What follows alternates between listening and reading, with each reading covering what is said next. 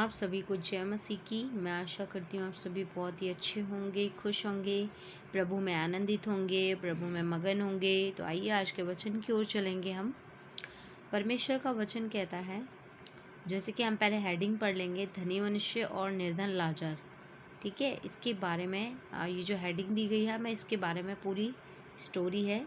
इस स्टोरी के ज़रिए हम जानेंगे कि परमेश्वर हमसे क्या कहना चाहते हैं। जैसे कि हम लूका उसका 16 अध्याय और उसका हम 19 से पढ़ना शुरू करेंगे। ठीक है, जैसे कि परमेश्वर का वचन कहता है कि एक धनवान मनुष्य था जो बैजनी कपड़े और मलमल पहनता और प्रतिदिन सुख विलास और धूमधाम के साथ रहता था। ठीक है, एक धनवान ऐसे व्यक्ति के बारे में बात होती है, हो रही है यहाँ पर, कि जो कि सारे सुख विलास जो कि उसने बड़े ही धूमधाम के साथ रहता था वो, और मलमल के कपड़े पहनता था। मतलब वो इतना धनी व्यक्ति था कि उसके पास कोई कमी घटी नहीं थी। ठीक है, और दूसरी ओर कौन है? लाजर। लाजर नाम का एक कंगाल जो कि घावों से भरा हुआ और उसकी डेवड़ी पर छोड़ दिया जाता था। ठीक है, एक ऐसे व्यक्ति के बारे में बात हो रही है जिसके ऊपर घाव लगे हुए थे, जिसके मतलब घाव पर भी मरहम पट्टी नहीं था, और उसको ऐसे ही छोड़ दिया जाता था उसकी डेवड़ी के पास। मतलब जहाँ उसका गेट होता था वहाँ पे उसके सामने उसे छोड़ दिया जाता था। और वह चाहता था कि धनवान की मेज पर की झूठन से अपना पेट भरे। मतलब जो ये लाजर था वो ये चाहता था कि मतलब जो धनवान जो है, वो व्यक्ति जिसके पास कोई कमी घटी नहीं है, उसकी मेज से कुछ भी जो भी झूठन गिरे वो उससे क्या करे, अपना पेट भरे। यहाँ तक कि कुत्ते भी आकर उसके घाव को चाटते थे। मतलब उसके घाव से इतना ब्लड बहता था कि उसके घाव को कुत्ते तक भी चाटते थे। ठीक है, और ऐसा हुआ कि वह कंगाल मर गया। वो कंगाल मर गया एक दिन, और स्वर्गदूतों ने उसे लेकर अब्राहम की गोद में पहुंचाया। ठीक है, क्योंकि जो लाजर व्यक्ति था, ये कैसा व्यक्ति था? एकदम परमेश्वर को मानने वाला व्यक्ति था, और ये परमेश्वर पर विश्वास रखता था। लेकिन क्या हुआ? ऐसा हुआ कि वह कंगाल मर गया। जब कंगाल मर गया और स्वर्गदूतों ने उसे लेकर अब्राहम की गोद में पहुंचाया। जब वह अगर अब्राहम की गोद में गया और वो धनवान व्यक्ति भी मरा और वो गाड़ा गया, और अधलोक में उसने पीड़ा में पड़े हुए अपनी आंखें उठाई। ठीक है, जो धनवान व्यक्ति है वो कहाँ गया? वो अधलोक में गया, और वहाँ पर पीड़ा में पड़ा हुआ है। और जब वो अपनी आंखें उठाकर देख रहा है दूर से, अब्राहम की गोद में उसने लाजर को देखा। मतलब पहले तो वो क्या देखता था कि लाजर जो है वो उसके गेट के नीचे, मतलब सामने पड़ा हुआ है नीचे ज़मीन में। लेकिन अब जब परमेश्वर ने न्याय किया तो वो क्या देख रहा है कि वो तो अधोलोक में है, लेकिन वो जो लाजर है वो कहाँ है? अब्राहम की गोद में।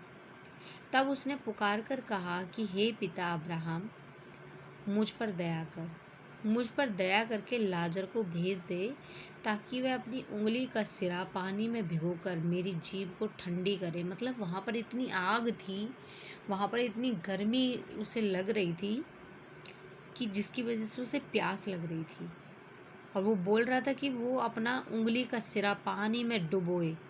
मतलब वो एक बूंद के लिए भी तरस रहा था। मतलब वहाँ पर इतनी भयंकर आग थी, क्योंकि मैं इस ज्वाला में तड़प रहा हूँ। देखो वो कह रहा है ना यहाँ पर कि मैं उस ज्वाला में तड़प रहा हूँ। परंतु अब्राहम ने कहा कि हे पुत्र, स्मरण कर कि तू अपने जीवन में अच्छी वस्तुएं ले चुका है, और वैसे ही लाजर बुरी वस्तुएं ले चुका है, परंतु अब वह यहाँ शांति पा रहा है। हालेलुया। और तू तड़प रहा है। देखिए, जब वो लाजर था तो इस धनवान व्यक्ति ने उसके ऊपर बिल्कुल भी दया नहीं की। लेकिन जो लाजर था उसको पूरा विश्वास था कि चाहे उसकी स्थिति कैसी भी क्यों ना हो, परमेश्वर उसे ज़रूर उसका न्याय चुकाएगा। ठीक है, हो सकता है उसकी स्थिति बहुत ज़्यादा खराब रही हो, लेकिन परमेश्वर ने उसके ऊपर अनुग्रह किया और उसे लाजर की गोद में परमेश्वर ने भेजा। लेकिन जो धनी व्यक्ति था उसने क्या किया, उसने अपनी सारी जीवन में उसने पैसे को उड़ाया, बर्बाद किया, सारे ऐश मौज किए, उसने परमेश्वर की कोई भी चिंता नहीं की उसने, ठीक है। और वो चाहे जैसा जो मन में आता उसका वैसे वो काम करता था। तो उसके बाद उनका जब न्याय हुआ तो न्याय में हम देखते हैं कि लाजर को तो परमेश्वर ने अब्राहम की गोद में ठहराया और उसको अधलोक में, जहाँ पर बहुत पीड़ा थी, तड़प थी। इन सब बातों को छोड़ हमारे और तुम्हारे बीच एक भारी गड्ढा ठहराया गया है, जो यहाँ से उस पार तुम्हारे पास जाना चाहे वे ना जा सके। मतलब कि अधलोक और अब्राहम की गोद के बीच में काफ़ी बड़ा गड्ढा ठहराया है कि वहाँ पर कोई जा ना सके, इधर से उधर कोई ना जा सके और कोई वहाँ से इस पार हमारे पास ना आ सके। तो उसने कहा, तो हे पिता, मैं तुझसे विनती करता हूँ कि तू उसे मेरे पिता के घर भेज, क्योंकि मेरे 5 भाई हैं और वह इनके सामने इन बातों की गवाही दे, ऐसा ना हो कि वे भी इस पीड़ा की जगह में आएं। तो देखिए, मरने के बाद तो कोई भी विनती नहीं सुनी जाती, ठीक है। मरने के बाद कुछ भी नहीं सुना जाता।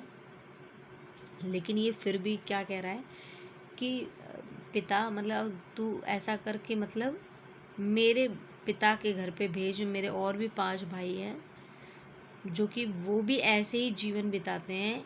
ऐसा हो कि कोई परमेश्वर का दास वहाँ जाए और उन्हें सिखाकर समझाकर उन्हें इस मार्ग से वापस फेर लेकर आए। तो वो ये चाहता था। लेकिन देखिए, हम आगे पढ़ेंगे, अब्राहम ने उससे कहा कि उनके पास तो मूसा और भविष्यवक्ताओं की पुस्तकें हैं और वे उनकी सुने। उसने कहा, नहीं हे पिता अब्राहम, पर यदि कोई मरे हुओं में से उनके पास जाए तो वे मन फिराएंगे। मतलब वो कह रहे हैं, अब्राहम ने कहा कि उनके पास तो मूसा की भविष्यवक्ताओं की पुस्तकें भी हैं, वे उनकी सुने। लेकिन उसने क्या कहा कि हे पिता, कि अगर मरे हुओं में से कोई उनके पास जाए तो वे मन फिराएंगे। उसने उससे कहा कि जब वे मूसा और भविष्यवक्ताओं की नहीं सुनते, तो यदि मरे हुओं में से कोई जी भी उठे तो भी उसकी नहीं मानेंगे। तो देखिए, ऊपर जाने के बाद तो कुछ भी नहीं हो सकता। उससे पहले ही बेहतर है कि हम भविष्यवक्ताओं की पुस्तकें उठाकर उन्हें पढ़ना शुरू करें, परमेश्वर के वचन पढ़ना शुरू करें कि परमेश्वर क्या कहते हैं, ठीक है। और अपने अपने जीवन को परखें, अपनी चाल चलन को देखें कि हम कैसी चाल चलते हैं, कहीं अशुद्धता की बातें हमारे मुंह से तो नहीं निकलती। तो इस तरीके की बातों में अपने आप को जांचें, परखें, तो अपने आप को अशुद्धता से बचाएं। परमेश्वर यहाँ पर हमें यही सिखा रहे हैं।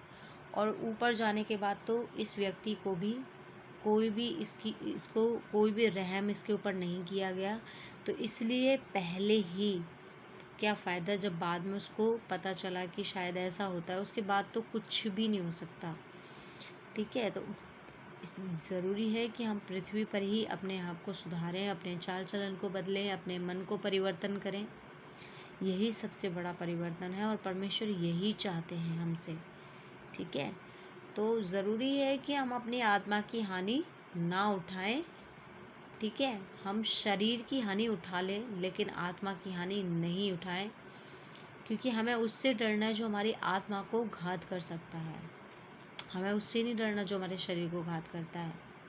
लाजर को भी कोई फ़र्क नहीं पड़ा, वो इतनी तकलीफ़ में था, ठीक है। लेकिन हमें ज़रूरी है कि हमें उससे डरना है जो हमारी आत्मा को घात कर सकता है, जो हमें अधोलोक में डाल सकता है, ठीक है। तो मैं आशा करती हूँ आज के वचन से ज़रूर आपको कुछ ना कुछ सीखने के लिए मिला होगा। इसी के साथ मैं वीडियो समाप्त करती हूँ। सभी को जय मसीह की। धन्यवाद।